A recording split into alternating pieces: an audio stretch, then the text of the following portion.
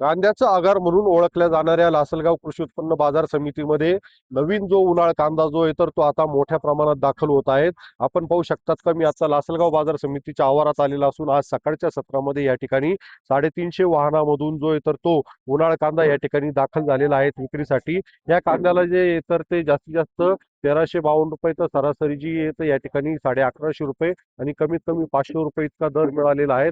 मात्र उत्पादनाच्या तुलनेत जो दर आहे तर हा कमी मिळत आहे. आणि जर दुसरीकडे पाहिलं तर जुना जो लाल कांदा आहे तर त्याची सुद्धा आवक या ठिकाणी त्याच तुलनेमध्ये 300 वाहनामधून दाखल झालेले आहेत. त्या कांद्याला जास्तीत जास्त दर जो आहे तर तो 1100 रुपयाचा तर सरासरी 900 रुपये तर कमीत कमी या ठिकाणी 400 रुपये इतका दर मिळत आहेत. त्याच्यामुळे कुठंतरी उत्पादनापेक्षाही या ठिकाणी कमी दर मिळत असल्याचं जे तर ते शेतकरी सांगत आहेत. त्याच्यामुळे केंद्र आणि राज्य सरकारने शेतकऱ्यांना किमान 500 रुपये प्रति क्विंटलला विक्री झालेल्या कांद्याला अनुदान द्यावं अशी मागणी या ठिकाणी कांदा उत्पादक शेतकरी करत आहेत. उमेश पारीख, विनय मराठी, लासलगाव, नाशिक.